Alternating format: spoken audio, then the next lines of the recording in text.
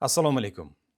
Mamlakatimiz taraqqiyotining yangi bosqichida jamiyatda diniy bag'rikenglik, millatlararo totuvlik va ijtimoiy barqarorlikni ta'minlash buyuk alloma va mutafakkirlarimizning boy ilmiy ma'naviy merosini chuqur o'rganish bo'yicha puxta o'ylangan izchil islohotlar olib borilmoqda. Jumladan 2025-yil mobaynida diniy ma'rifiy sohada ham salmoqli ishlar amalga oshirildi. Bugungi brifingimiz shu xususida. Jumladan, hisobot davrida diniy ma'rifiy sohaga oid 14 ta normativ-huquqiy hujjat qabul qilindi va ularni ishlab chiqishda asosiy e'tibor fuqarolarning vijdon erkinligi huquqini ta'minlashga qaratildi. Hisobot davrida O'zbekiston Respublikasida fuqarolarning vijdon erkinligini ta'minlash va diniy sohadagi davlat siyosati konsepsiyasi hamda fuqarolarning vijdon erkinligi huquqi kafolatlarini yanada mustahkamlash hamda diniy ma'rifiy sohadagi islohotlarni yangi bosqichga olib chiqish chora-tadbirlari to'g'risidagi farmonning mazmun mohiyatini tushuntirish bo'yicha respublika bo'ylab keng ko'lamli targ'ibot tashviqot tadbirlari o'tkazildi.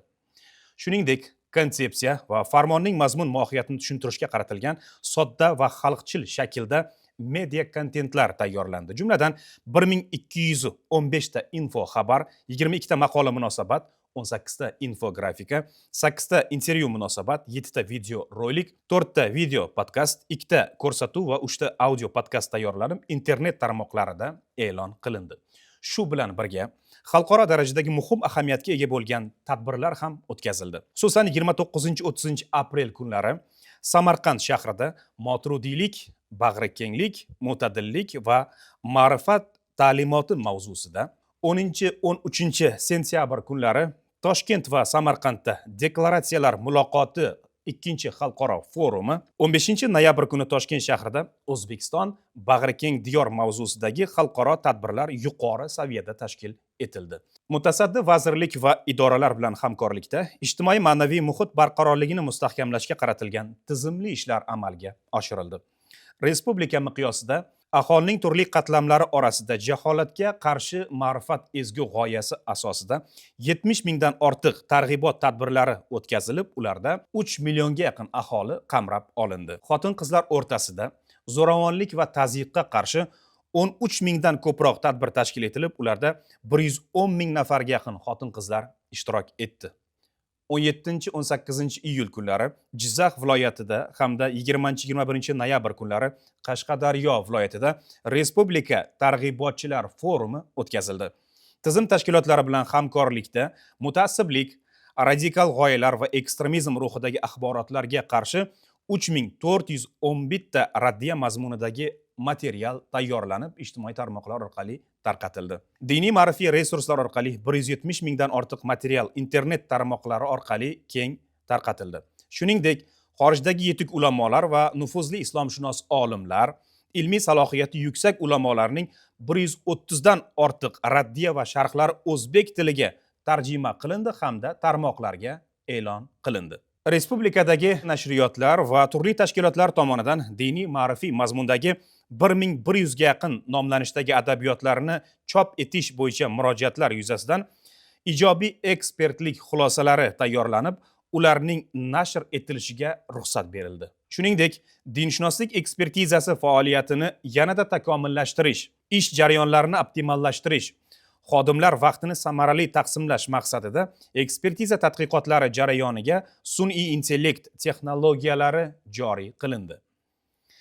Diniy ma'rifiy resurslarda yangi media loyihalar ishga tushirildi. Xususan, xorijdagi vatandoshlar uchun Fatvo markazi huzurida Qo'l markaz xizmati tashkil etildi. U orqali diniy savollarga to'g'ridan-to'g'ri mutaxassislardan javob olish tizimi yaratildi. Shuningdek, onlayn savol-javob loyihasi tashkil etilib, unda to'g'ridan-to'g'ri efir orqali real vaqtda savol berish va javob olish imkoniyati yaratildi. Bugungi kunda respublika bo'yicha jami 2148 ta masjid faoliyat yuritmoqda. Hisobot davrida 3 ta yangi masjid ro'yxatdan o'tdi, 43 ta masjidda tubdan qayta qurish hamda 15 ta masjidda ta'mirlash ishlari o'z nihoyasiga yetdi. Ramazon va Qurbon hayiti tadbirlari yuqori saviyada tashkil etildi. Barcha diniy ta'lim muassasalarining o'quv uslubiy, ma'naviy ma'rifiy, ilmiy yo'nalishlari tubdan qayta ko'rib chiqildi. O'quv dasturlari takomillashtirildi. 10 ga yaqin yangi fanlar kiritildi. Mutaxassislik fanlari bo'yicha yangi avlod darsliklari tayyorlandi. Qo'mita huzuridagi Malaka oshirish instituti va uning filiallarida 1729 nafar davlat va jamoat tashkilotlari rahbar xodimlarining malakasi oshirildi. Ayni paytda respublikamizda 199 ta noislomiy diniy tashkilot faoliyat yuritmoqda. 2025-yilda Navoiy viloyatida bitta yangi tashkilot, ya'ni Rim katolik cherkovi davlat ro'yxatidan o'tkazildi.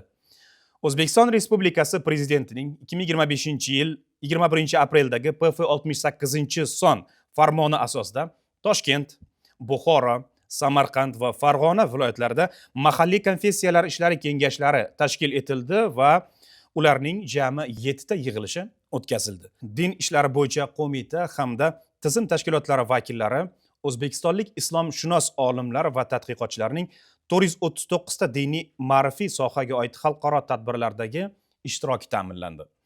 Qo'mita rahbariyatining xorijiy hamkorlar bilan 15 ta uchrashuvi tashkil qilindi.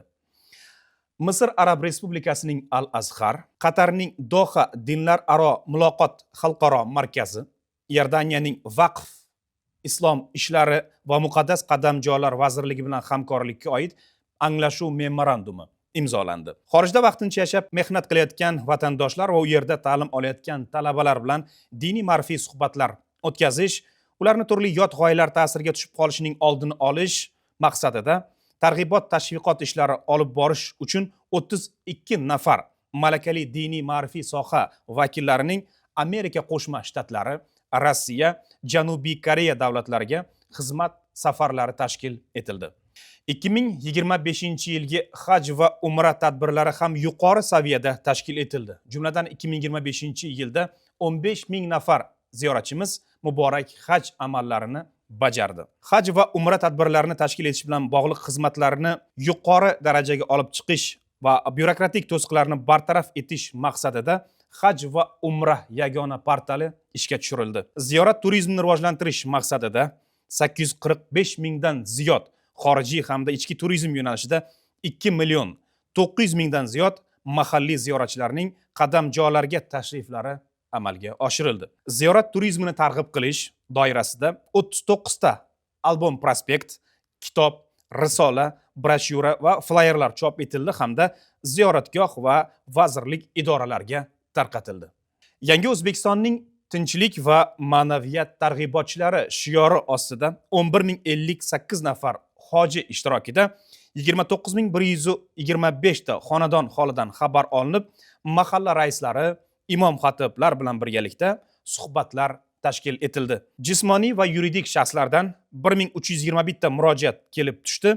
Ulardan 1304 tasi hal etildi va 17 tasi bo'yicha o'rganish jarayoni davom etmoqda. edo.ijro.uz tizimida jam 268 ta O'zbekiston Respublikasi Prezidenti farmoni, qarori, farmoyishi, bayoni va boshqa qonunchilik hujjatlarida din ishlari bo'yicha qo'mitasi asosiy teng kuchli ijrochi va ham ijrochi etib belgilangan bo'lib, jami 1084 ta topshiriqdan 958 tasi bajarildi.